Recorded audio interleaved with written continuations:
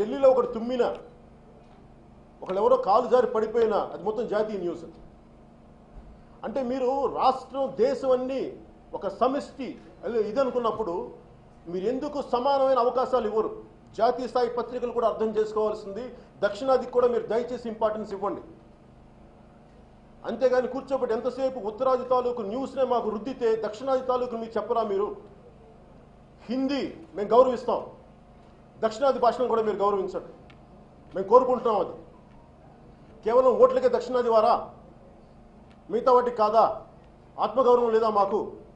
రోడ్ల మీదకి రావాలా మేము? దయచేసి మీరు అర్థం చేసుకోండి.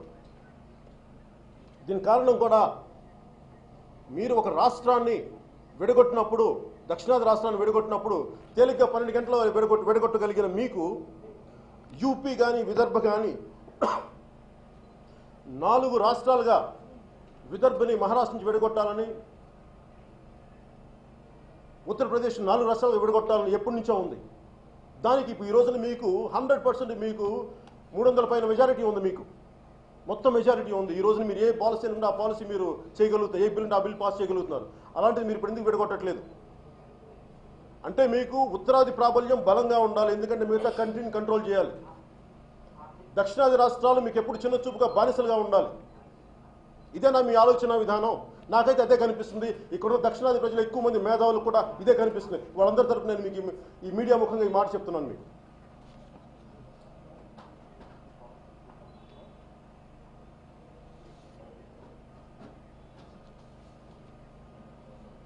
రెండు జాతీయ పార్టీలు ప్రజల్ని పావులుగా వాడుకొని మేము పవర్ గేమ్లో పావులుగా వాడుకున్నారు. దయచేసి ఇక్కడ ఆపేయండి, లేదంటే మీరు ప్రజా ఆగ్రహానికి గురి అవ్వాల్సి వస్తుంది కోరుకుంటూ సెలవు తీసుకున్నాం. Thank you.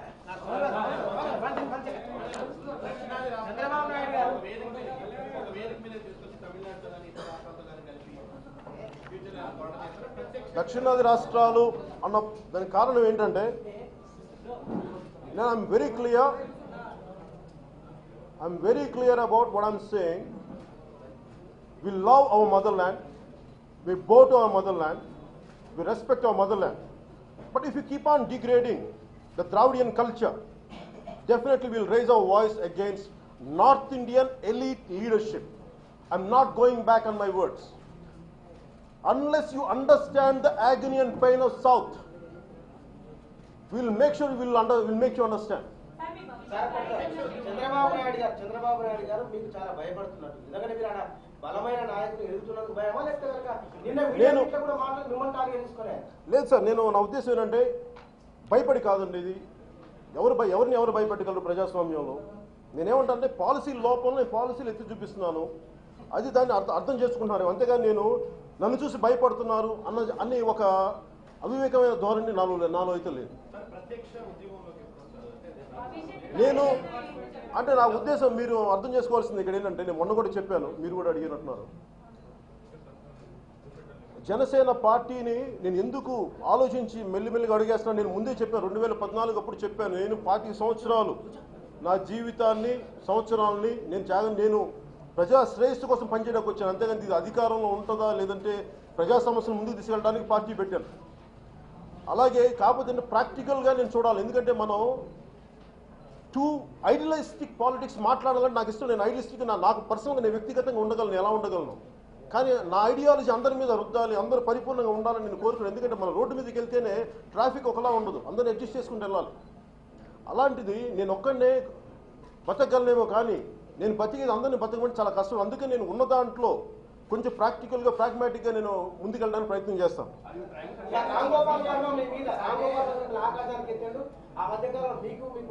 నేను రామ్ గోపాల్ వర్మ గారి నుంచి ఒకటే మాట చెప్తాను. ఆయన ఈ సభలో మాట్లాడే వ్యక్తి కాదు కానీ, బట్ స్టిల్ ఆయనకి ఒకసారి సభాముఖంగా మీడియా ముఖంగా once for all I never speak about him again. ఆయన దాదాపు 50 ఏళ్ళ పైబడ్డ వ్యక్తి, ఆ మధ్యనే పెళ్లి చేసిన కూతురు, పైగా పెళ్లి అయిన కూతుర్ని పెట్టుకొని పోర్నోగ్రఫీ ఫిల్మ్స్ని నేను కలెక్ట్ చేసుకుంటానని చెప్పి వ్యక్తి మాట నేను దానికి ఏం గౌరవం, ఏం మాట్లాడమంటారు? ఆయన మాట్లాడాలి. ఒక రోజు నన్ను ఎత్తచ్చు, ఒక రోజు నన్ను తగ్గించవచ్చు. నేను వీళ్ళందరికీ నేను సమాధానం చెప్పుకునే స్థితిలో నేను లేను. జనసేన దక్షిణాది రాష్ట్రాల పార్టీ జనసేన దక్షిణాది రాష్ట్రాలు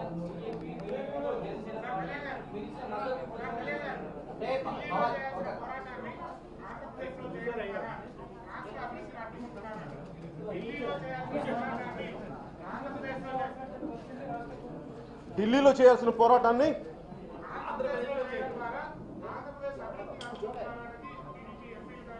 ఎట్లా అభివృద్ధిని అడ్డుకుంటున్నామండి? నేను నిజంగా ఆంధ్రప్రదేశ్ అభివృద్ధిని అడ్డుకోవాలని నేను ఉండేవాడిని కదా. అది యూత్ పిల్ నేను మాట్లాడాలని ఇందాక మీరు అడుగుతున్నారు జనసేన ఏం చేస్తుంది అనేది.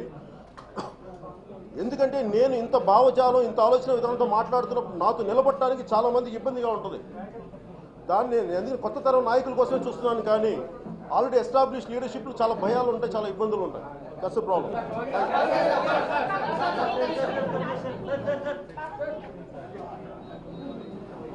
Hey.